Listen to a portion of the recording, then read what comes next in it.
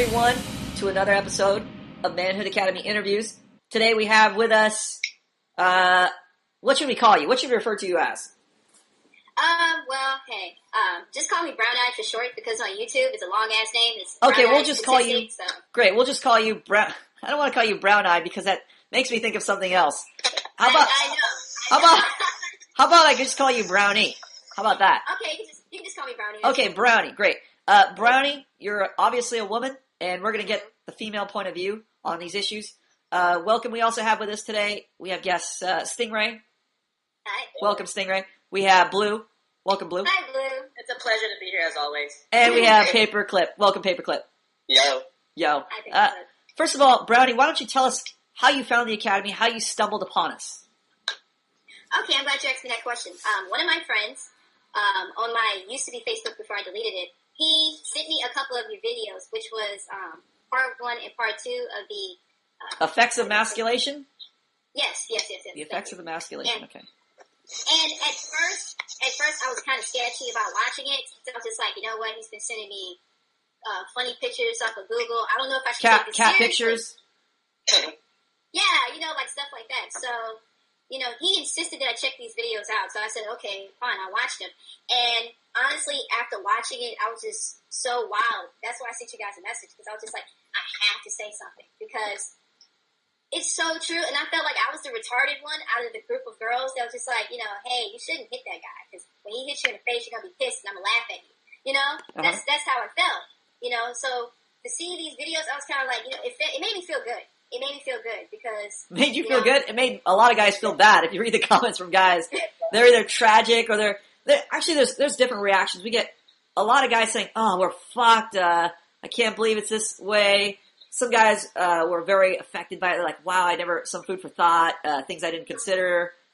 Some guys like half on the fence, half not. Like I just had a comment from a guy who said, well, the gentleman should pay, but also there should be equality. So you get guys like on anywhere on the spectrum, and then there's guys who are like they see these things and thought, wow, this is what I was thinking all along, but these videos really verified it. So we get a lot of strong reactions all over the board, even from women too. Like some women are like, fuck you, women have been oppressed by the patriarchy, we're not paid the same, etc. So there's no equality. And then other women are like, wow, women are so shitty in America, blah, blah, blah. So we get like a wide range of opinions from people. All strong opinions.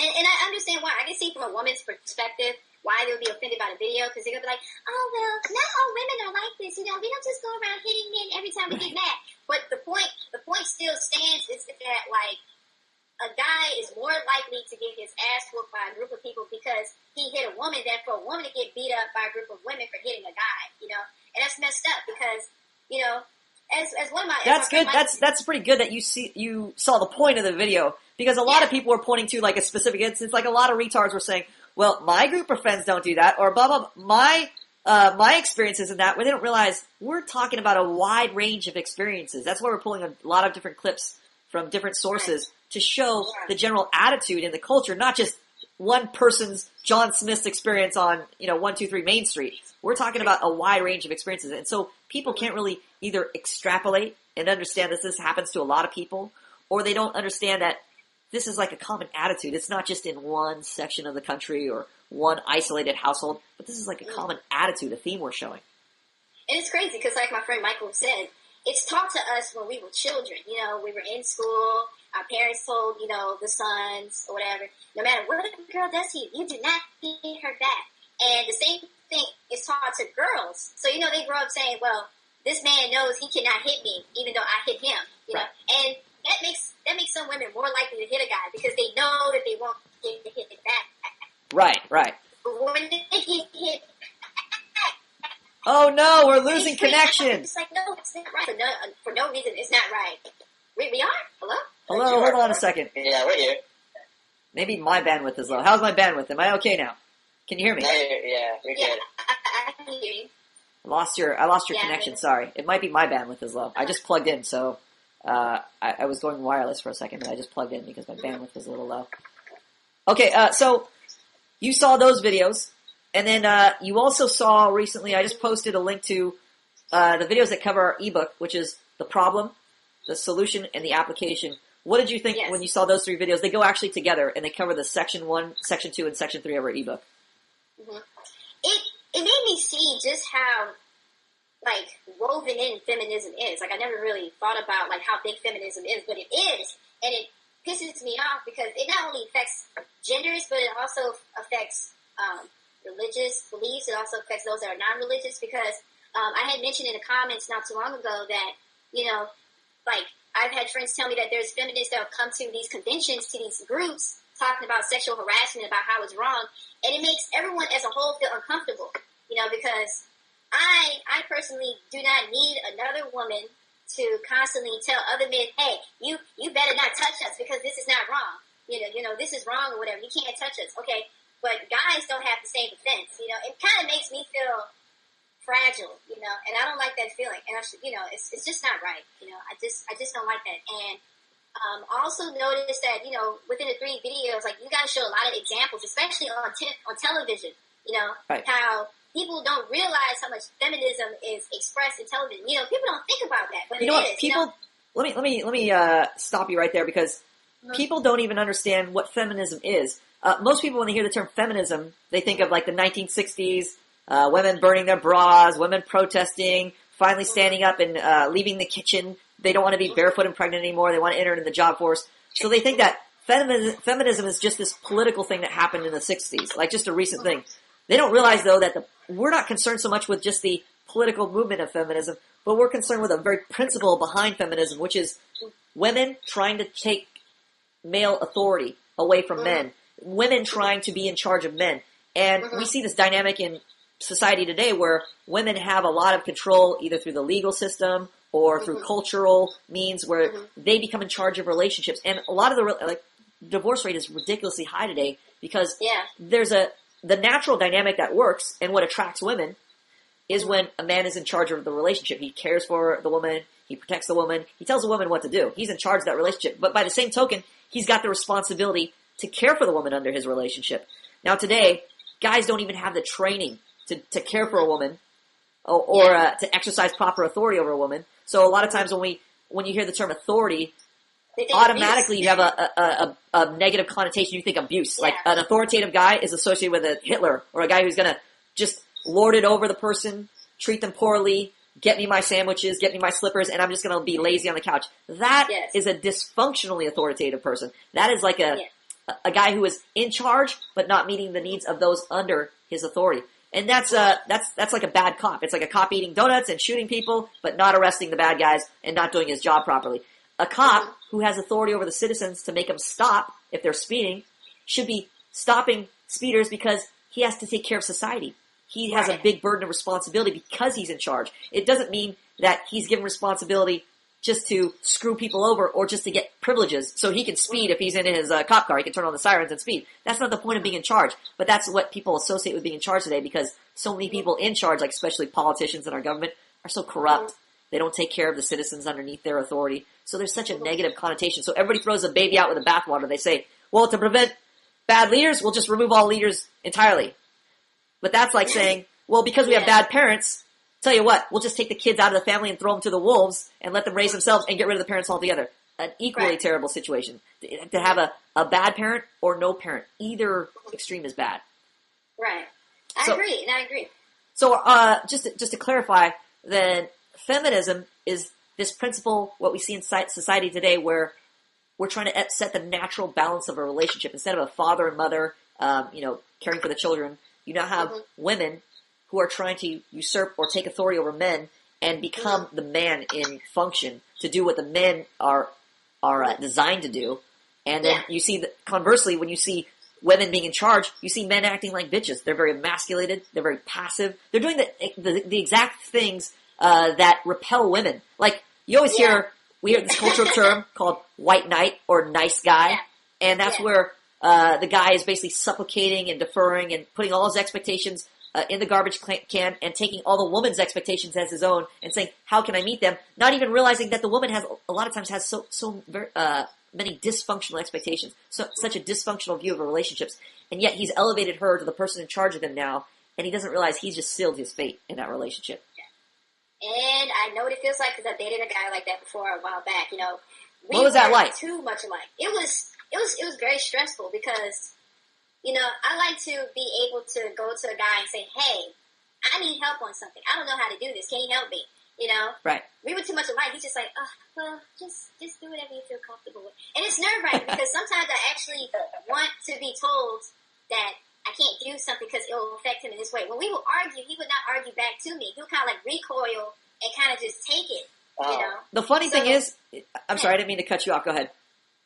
I was going to say that he would sort of like recoil and, you know, it went on and on and on like this for months to the point where when we eventually broke up, that's when he decides to tell me all these different things that I was doing that was getting on his nerves, you know, Right. pretty much saying that I was too controlling. So he's a very passive guy, too controlling. That shows that he's a very passive guy when he's making the complaint that you're too controlling. The real problem is he's not controlling enough. He doesn't even know how to control you. He doesn't know how to care for you. He doesn't know how to be in charge of you. So he's very passive. Just like you said, it's funny that women, one of the biggest things that women like in a relationship when they list like the list of things, what do you want in a guy? You want smart, you want funny, you want handsome, talented, whatever. The thing that is high on women's lists for a good reason is security. Because Yes. when a man is in charge, it's just like when a child has a parent who tells them what to do and everything's orderly in the household and they know what's going on and they can always depend on the parent, the child feels very secure. Conversely, when there is a parent who is out of control, is like just like a child and saying, what should we do, and kind of treating the kid as a friend, the child feels very insecure. You feel like there's no stability and you're like, anything can happen to you. You don't know what to expect. You feel very anxious. And that's funny that you expressed just that exact feeling, because that's exactly the type of feeling a guy who isn't in charge of a relationship gives to a woman. She's very anxious around him. She's not secure. Right. Conversely, when you're in charge of that relationship, that's why we say women fall deeply in love with men who are able to say no to women, who are able to set boundaries on women, who are able to tell women what not to do and what they should be doing in place of that. Not just saying, don't do this, or not just saying, hey, honey, it would be a good idea if you could do this, but saying, do not do this, do this. Like, they're very definitive. And then even women will sometimes be hesitant. Like, if they've never had a guy in charge of them, they're like, hey, society tells me I'm a strong, independent woman. I should be in charge of a relationship. But that's cultural training. But when they actually get into a relationship with a guy who is in charge, it's a totally different dynamic. It's a totally different relationship. And it's very hard to even explain it to women if they've never had the experience of a guy being in charge, because so many women have dated guys to various degrees who are not able to be in charge, either super duper passive nice guys, white knights, and very emasculated, mama's boys, whatever you want to call them, to guys who are players, to, various degrees of guys who kind of take charge but never really fully take charge of a relationship. So it's even hard to even convey what that's like to a woman. It's like telling a woman about, Candyland. They've never been there. Yeah. And like, the marriage that I'm in right now is totally different from that relationship in the past. My husband, if I'm doing something that he doesn't like, he would tell me. And, to be honest with you, like, sometimes he would lecture me, and, like, sometimes he would constantly get on my case, like, you really need to do this, you really need to do that. Right. And yes, sometimes it get on my nerves, but I appreciate it because it feels good to have that support, someone who's firm enough to, be there and be honest with me and say, hey, this is what will happen, this is what will help you. Right. He needs to take you and put you over his knee and give you a spanking when you're misbehaving. That'll kill two birds with one stone, because then he can cut down on the lectures, and it's going to work better in the bedroom for you because he's taking charge. He's not trying to explain you to death. He's trying to enforce his expectations. It's a difference between a parent who is arguing with a child and the child saying, hey, I want to stay up to 10 o'clock. And the parent goes, no, your bedtime's 8 o'clock. And the child goes, but I'm not tired. And the parent comes back with, well, you're going to be tired tomorrow. You just don't realize it. And the child goes, no, I'll do something extra to stay up later. And then and it ends up going back and forth like a lecture, a fight. And the parent doesn't realize, by arguing and justifying why the parent should be in charge and the child should listen, the parent is undermining his own authority. Versus if the parent said, look, do this or else. And the child is still arguing, and then the parent goes, okay, here comes the or else part. Spanking part. That's the enforcement part. That's the part that's so difficult to do, but people don't realize this is the part that forms the bond, the strong bond in relationships. So when a guy who's in charge of a relationship says, look, honey, we should do this, and here's reason X, Y, Z, it's great to justify your expectation when a girl is listening. But if she is not listening, you should not be on the explain-a-thon train saying, hey, do this and this and this. You should be like, look, It's my way or the highway. It's going to be this way or else. And when else happens, boom. When you are able to set your boundary and enforce it, initially, a woman might be hesitant. But that relationship, that respect for that man will grow, and that woman will fall more deeply in love with that man. Will be more willing to submit to that man. And in turn, that elevates other areas of the relationship, like the bedroom, especially the bedroom. And other aspects of the relationship just get so much more improved when that dynamic is there. So when a man is properly taking care of the woman, and you see the fruit of that in the relationship. Most definitely. You know, and I wish more women could experience the difference between the two. Because I wish more women could too. Then they wouldn't have so many relationship problems. You know, there's so many complaints. The guy's not doing this. The guy's not doing that. I don't know if I should bring this up right now, but I recently flirted with a girl who has a boyfriend currently, who is now, I suppose you would call it seeing me, while she's in this relationship with this guy. Because really, well, she's on the way out, obviously, of this relationship, but he's not able to take charge. And she's telling me the typical things that I hear, which are kind of indicative of that. Girls will say, I'm getting bored of the relationship. Like this is an MO. I've heard this before, where girls say, sometimes I get in a relationship with guys and I just get bored of too much of this or too much of that, so I can't be in a relationship where they think it's a relationship to work a certain way when they don't realize the real problem is the guy. It's not that she got bored with a relationship, it's that the guy's not in charge. He has no direction. He doesn't know where to go. So she's just realized it's like being in a relationship with another girl. It's not romantic for the other girl. A girl's looking for a guy, not another girl to be in a relationship. She has girls who are friends already. She doesn't need another girl to be in a relationship with. She's looking for a guy to lead her. She doesn't know it because the culture obviously is not going to tell her that. The culture is going to tell her just the opposite. You don't need a guy to be in charge. The guy who's in charge is controlling and mean. That's bad. That's abusive. Right? They're going to use all kinds of typical cultural phrases: abusive, controlling guy, domineering guy, authoritative guy. But that's what a woman responds to. Yeah. I just I would tell my friends. I said I at least need a guy that will yell back at me if I yell at them. You know, if I'm yelling at them and they're not saying anything, that just infuriates me because I'd rather be wrong and shown that I'm wrong than to be wondering whether or not I'm wrong and just left wondering. That's funny. I've heard women tell me that. Let me think if I can remember this. There's one woman who was talking about why she left her boyfriend, and she was telling me, I would intentionally try to pick fights with him, like over nothing. She would try to pick fights just to see if he would fight back, or just to see if he would take charge. Because instinctually, women respond to guys who are in charge. They may not always know it, but instinctually, if a guy is very passive and they can just get one over on him, or they can just bend him to their will, they realize that it's not attractive. It's not something that turns them on. Mm-hmm. It's scary because I didn't even know I was being that controlling in a relationship until it was over. You know, I just had to think back. You know, I was the one that. Well, you wouldn't know that because most people would praise you. They would say, like, you're an independent, strong woman. That's good. Mm-hmm. They wouldn't call it controlling. They'd say you're asserting yourself. You're being independent. You go, girl. Mm-hmm. I feel bad though, you know, because instead of, I just wish it could have ended better because, you know, to see a guy like that, I always think, like, man, what could have happened? You know, what happened? Because what could have been? Yeah, I mean, like, just like I'm not gonna lie, like the guy, he seemed like he went through some things, you know. Mm-hmm. But it was just so nerve wracking. People just don't know how annoying it is to have something wrong with your relationship, but the other partner is not telling you. You know, a guy's very passive, keeping it bottled inside. Yeah. Guess what? I have to deal with those guys here at the academy. Those guys who keep everything in. We're teaching them at this academy how to get those things out, how to express those things. Blue, Stingray, Paper. Let's hear some questions from you or some comments from you. What do you want to add? So you said sorry, Blue. So you said you're in a relationship with a guy right now? You're married?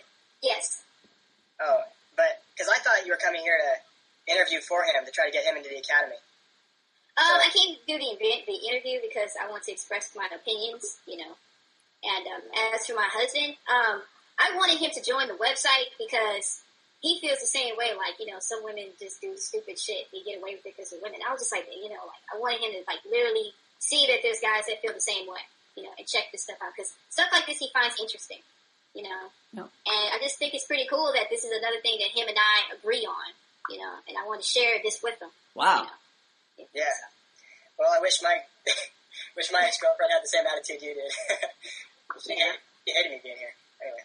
Oh, wow. Yeah. Well, Blue. Well, I want to say that it's refreshing to see a woman talk about why feminism is destructive to our society. And Blue, before you continue, let me just make one comment. Yeah. That you just brought up. Not only is she a woman, but she's a woman of color. One of the last people I would expect to respond to this site, because as you know, women of color are notorious bitches, are notoriously brazen in their attitude. They're on the OkCupid dating poll. They're like at the bottom rung of the desirable daters for men, because black women are the closest to men that you can ever get as far as their demeanor. I ain't taking that. Oh, you ain't saying that to me. You know, girlfriend whipping the head back and forth, shaking the finger. They're the first to say, like, I'm strong, independent. You don't tell me what to do. So, we know Paper, why. could you mute your mic? Killing it. Sorry.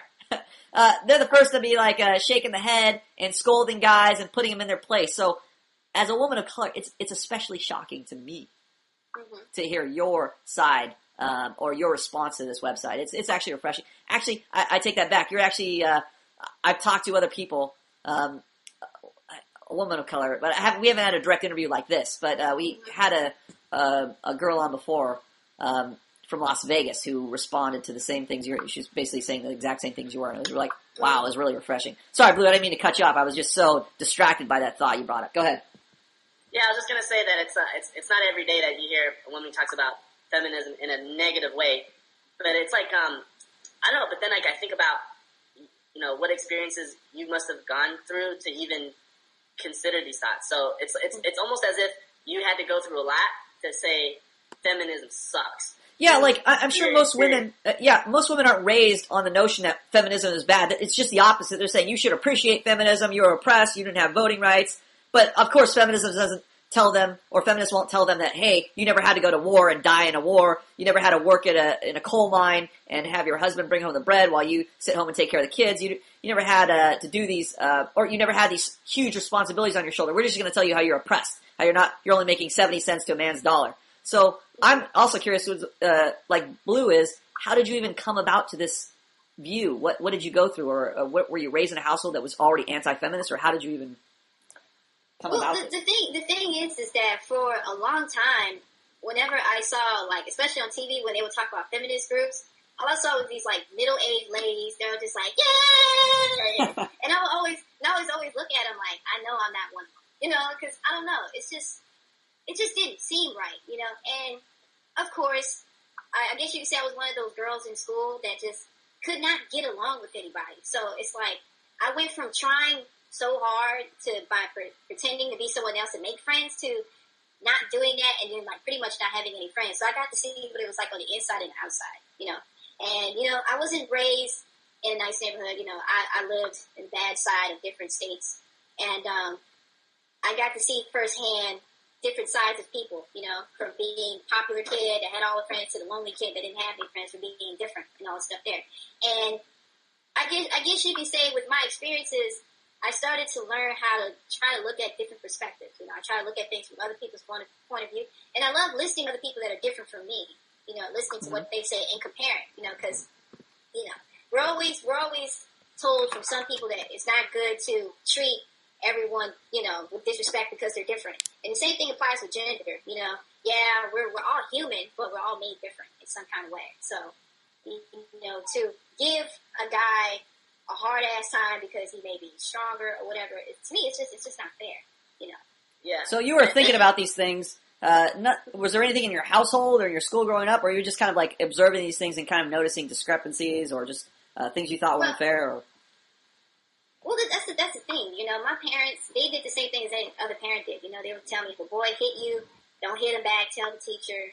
Stuff like that. And I never really grasped the concept until I got older, because I used to tease boys too, because I knew that they, couldn't hit me back. Right. And to be honest with you, I did have this incident when I was in, I would say, middle school, where I kept teasing one of my friends who was a boy, and I kept hitting him, and then he hit me back, and I remember he hit me so hard that like my ear was ringing, and I was in shock. KO, Roy Jones Jr., knockout. And I remember thinking to myself, like, I wasn't like the other girls that were just like, that boy hit you, that's not right, that's not right. I felt so bad, you know, because I knew that he was going to get in a lot of trouble because he hit me back. Right. You know? So and you already knew the code that guys weren't allowed to hit girls, no matter what they did. And I guess you could say that was kind of the spark. Oh. You know, to make me realize, like, hey, you know, I hit this kid like 20 times, and he hit me back, and now he's in trouble. He got suspended. Wow. You know, but I didn't. You know, wow. All the kids that brings up. Hit that girl. You just brought up post-traumatic stress disorder. I'm a Vietnam vet now because I remember this one girl. She was an Asian whore, and she came up behind me and fucking full-on kicked me in the nuts from behind. And it took me a couple seconds to even realize what was going on because I was just so shocked out of my mind. A girl would come up and kick me full force in the nuts from behind, and I don't even remember the reason why. But I was like, I was so clenched because on one hand, you know, you get hit in the nuts and you get disabled as a guy. But on the other hand, I thought, fuck. I'm not sure if I was so shocked, but knowing what I know right now, I would have chased her down and bashed her head into the brick wall. I mean, literally, I would have. Sometimes I fantasize about getting even with that chick, but it was so bizarre to me. And at the same time, I would think, well, she's a girl, I can't hit her. I mean, I think that's what was my mindset when because I was considering. I turned around, and I saw who kicked me, and I realized it was a girl who kicked me that hard in the balls, and I thought, oh, that's a girl, I can't hit her. But I mean, because you're kind of raised, and as a guy, you kind of know just by dealing with girls that girls are weaker. You know, physically, she's not as strong as me. I could easily overpower her. But so there's that natural aspect, but also there's a cultural aspect. Whereas, you know, just let girls get away with what they're going to get away with and deal with it. Which is bad. Grit your teeth and bear it. Yeah. But I think it's exactly that type of attitude. On one hand, it's right that you shouldn't be, you know, obviously just going around beating up girls. But by the same token, women shouldn't be taking advantage of the position of, you know, being the weaker sex and taking advantage of cultural rules, so to speak. But and really, those cultural rules exist because guys are such pussies. And it's funny that you say that because in high school, you know, there was a lot of ghetto kids in school. And that kind of stuff went on a lot when you had this ghetto black chick like, oh, come hit me. Come hit me. And, you know, the guy would be getting irritated because she's getting all in his face. She's yelling at him in front of his guys, you know. And then she pushes him, you know. And everybody's like, whoa, whoa, whoa, chill. And when he pushes her, you know, she flies. Right, then she gets all dramatic. Yeah, you know, and I hated those kind of girls. You know, I just hated them. I saw a video. We have a video posted just like that where a guy's sitting down in his chair and a girl's in his face screaming top of her lungs, what the fuck you gonna do? What you gonna do? You ain't gonna do shit. You're a bitch. And calling him a little bitch in front of the whole class. And he knows he can't hit her. Yeah. And then he laughs and she comes at him. She goes out of the screen and then she just comes at him and starts attacking him while he's in his chair. But meanwhile, this whole time she's just screaming in his face, what you gonna do? You gonna hit me? You know, knowing full well that, you know, if that was a guy, he would have just knocked that other guy out. But because she knows as a girl she can get away with that. So that's why she was doing that. And so brazen. The attitude just to be in a guy's face, a guy who could just level you with one punch and just not thinking anything of it. And also, just like you mentioned, I saw this other video. This guy's actually a security guard. It was a popular viral YouTube video of this guy who was defending the kind of like a ghetto store, and all these guys were selling drugs in there. And he's like, get out of the store, don't come back here anymore. And then there were some girls in there who were like, you know, getting in his face and whatnot and pushing him. And then he would respond, you know, push them back. And then all of a sudden, oh, you touched me. You know, it's a lawsuit. That's abuse. I can't believe you hit a girl. You know, so completely oblivious to that behavior. Or I'm not sure if they're completely oblivious to the side where they're doing all this stuff to provoke him, or they're just taking advantage of the fact that they know they can provoke him. And then if he does anything, they could just say, oh, I can't believe you're abusing a girl. I would say it's usually the case of them abusing the advantage because most girls are taught, you know, when they're young, like, hey, a guy can't hit you back because they're stronger. So they just like, okay, and that's to me, I feel like that's being a coward, you know, to obviously trying to provoke someone that you know can't do harm to you. Right. You know, I feel like that's being a coward. That's like, you know, messing with a monk.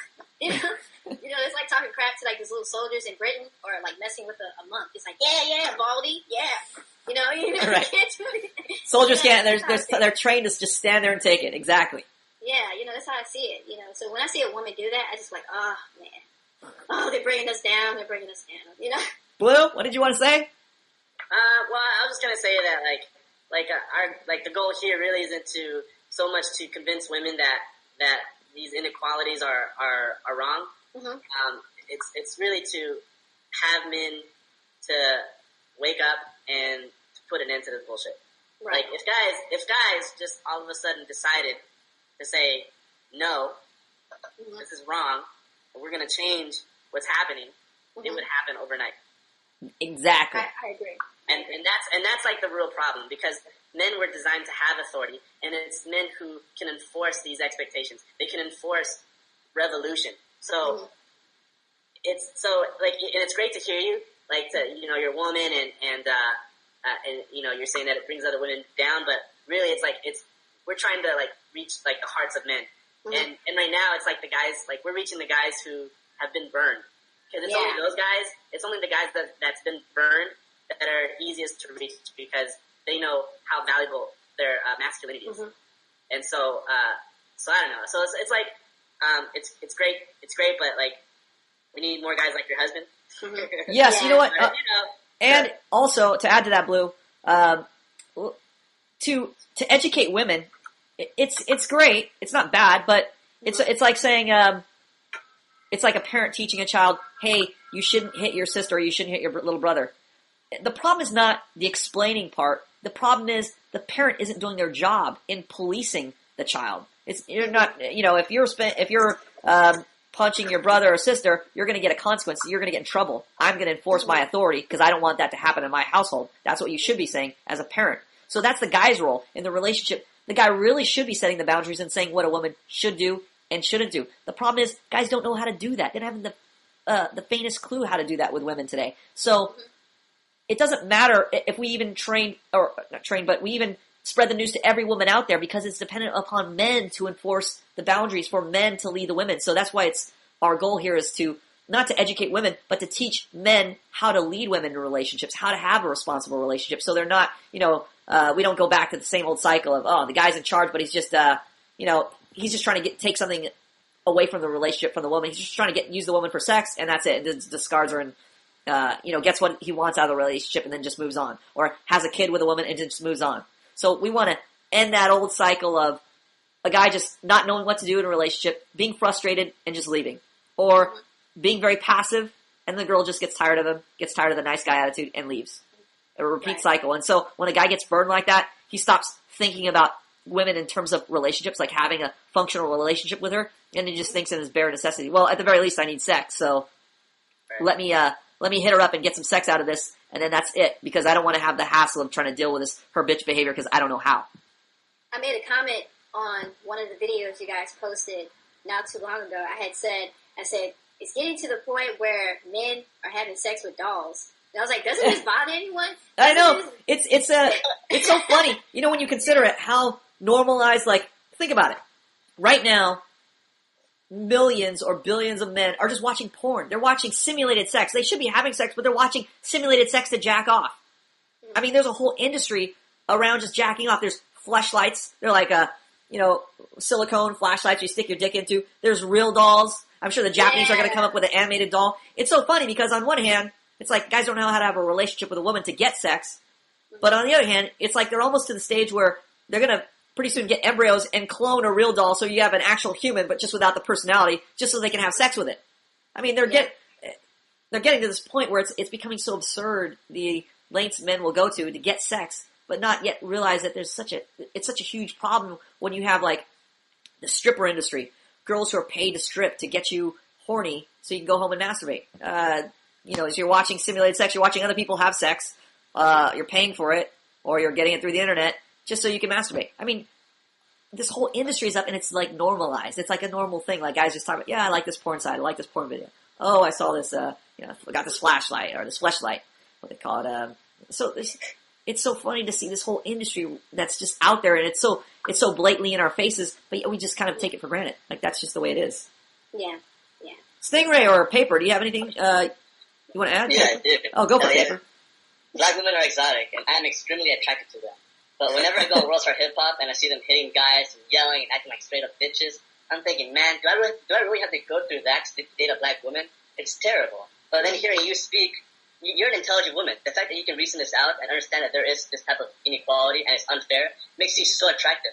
And I want to date a girl with your attitude. It's a fresh glass of water. Wow. Put your pants back on. I mean, I can't tell a man where to look to find the right women. But all I can say is that most definitely not World Star Hip Hop. World Star Hip Hop is what's that site paper? It's like where they show videos, but it's more from it's like the ghetto version of YouTube, right? Yes. Yeah, pretty much.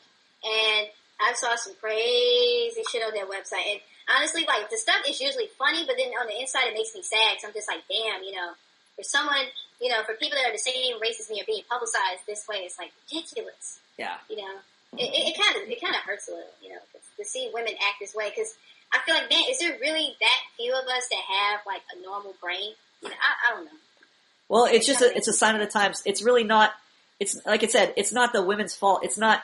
It's just like you said. It's just like saying, if you take away the parents from a child or let the child be raised by wolves, you can't complain that the child's going to bark like a wolf or howl like a wolf because they're a product of their culture. Just like if you don't have good parents, just like in the ghetto, there's not a lot of good parenting and there's not a lot of males in the relationships, in the household.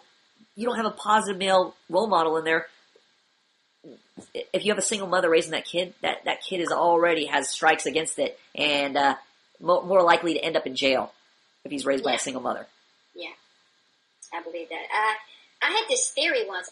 I was like, well, what if you take a group of kids that were born recently, maybe some toddlers, whatever. You just take them out of the ghettos that they live in, and you just move them into like a different family. Like they would become like a totally different person. And a lot of people just say, well, they don't have time to do that. But I don't know. I mean, it's possible, and we're the proof. Just like I've seen black guys in Britain that talk like with a Cockney accent, governor, and you wouldn't recognize them. I thought all black guys are from the ghetto and talk like this. Yo, yo, yo, what's up? But no, they're a product of their culture. So guys aren't born emasculated. They can be trained. Just like they were damaged by society, by this emasculating feminist society, they can also be retrained to exercise authority properly. And we see guys doing that here at the Academy. That's why we're so encouraged by the guys here at the Academy. Guys like Stingray, who came in as like a tranny, and now he's able to start managing his relationships. Well, thank you for that compliment. You're welcome for the backhanded compliment. It's sad because it's just so true. They got guys that get in these relationships, and it's like they don't know how to get out. They really don't know how to get out. They just stay in it, and they just be like, well, she can be a little crazy sometimes, but I love her. And I'm like, oh, gosh. They put up with it until they can't put up with it.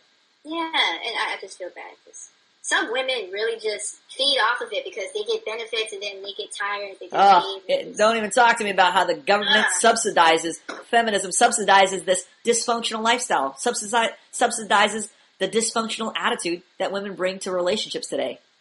It's like you want to get rid of the single mother problem, and yet the government is busy subsidizing, rewarding you for becoming a single mother. In terms of like benefits, health benefits, welfare, any other programs, social programs that will reward you for being a single mother. Instead of what should happen is if you don't have a mother and father raising a child in a healthy environment like that, you should be penalized. You shouldn't be rewarded because that child is going to suffer. Yeah. And a lot of people think their kids don't need a dad, but they do. A mom can't be a dad. A dad can't be a mom, and a mom can't be a dad. Because I honestly feel that if my father lived with me, just like any other dad, like throughout me growing up, I'd probably be a little tougher on the inside. Because I honestly think dads make their daughters more strong on the inside and protect themselves more from men because, the fathers teach them, like, hey, these kind of guys, stay away from me. These kind of guys, they're okay. Because I didn't really have my dad, like, in a household throughout my whole life. It was kind of like, he was always, separated. My parents weren't always separated. But my dad did support and help me. But it wasn't the same. So I mainly depended on my mom, and a lot of times, my mom, she's, I won't say she's a softie, but she's a very gentle woman. So, I kind of grew up kind of like the way a guy would if he didn't have a father kind of tell him, like, stop doing that, right. Being a wuss. You can always get one over on mom. I knew how to get one over on mom. No problem. So I turned into like, a female wuss for the longest. A good female? A good female. That's not too bad. Yeah. It's not as bad as a male version of that with an emasculated white knight. Okay. Guys like wusses. They like wuss girls. Any last comments or questions, you guys, for our guest Brownie? Blue? Um, Sting? yeah, I want to say thank you for coming. Yeah. Oh, you're welcome. Yeah. Thank you for joining us, Brownie. On behalf of Manhood Academy, it was a wonderful experience talking to women like you who understand kind of the problems that are happening or are currently all around us in society today because of feminist influence in society and men today and their lives. So it was cool to see you comment on the videos and see your take on it. And feel free to visit the Academy and talk to students in the chat room. And you'll see females in there from time to time, too. I hope so. I hope so. Well, it was wonderful having you, and we'll see you next time.